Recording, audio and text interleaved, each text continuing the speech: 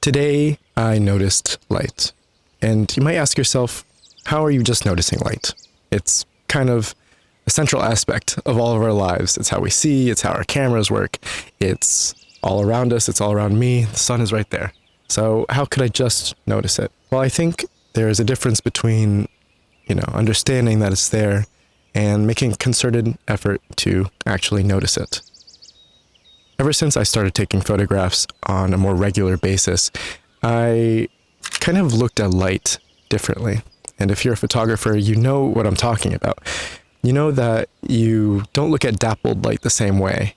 You don't look at harsh light, how it wraps around corners of buildings and trees, and how silhouettes just leave behind the form without any details whatsoever.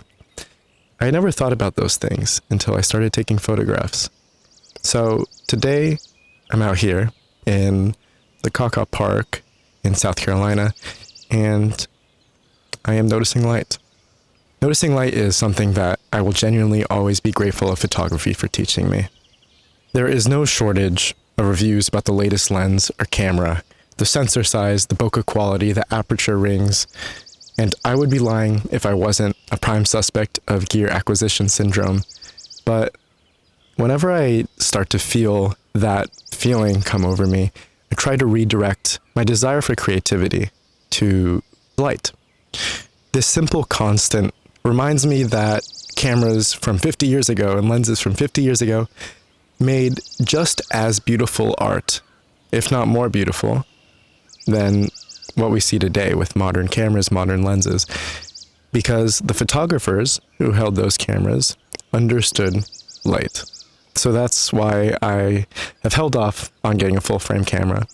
That's why I have kind of stuck with my APS-C Sony camera, which I love, because I want to focus on the technique of understanding light, because that's the one true way that I can become a better photographer.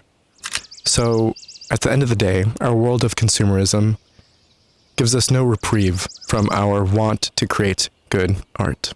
I guess the photons being hurled at thousands of miles per hour towards our Earth became a little mundane after a while.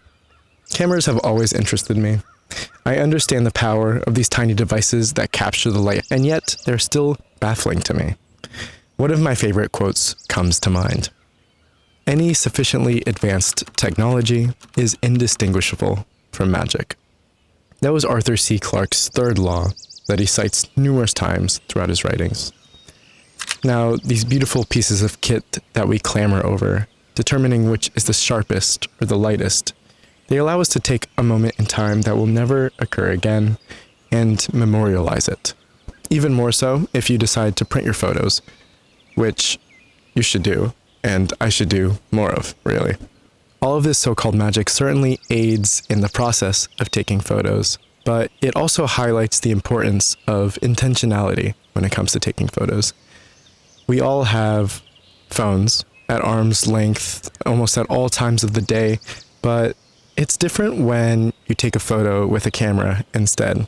It feels a lot more intentional, which is what makes a photographer rather than just someone with a phone taking a snapshot. Intentionality is the core of it. Light illuminates us to be creative. As photographers, this is our central mission. Respect light, the sun, and our environment by simply noticing it. I will continue to do so, even on the days that I leave my magical box of metal and glass at home. Until next time, I'll see you later.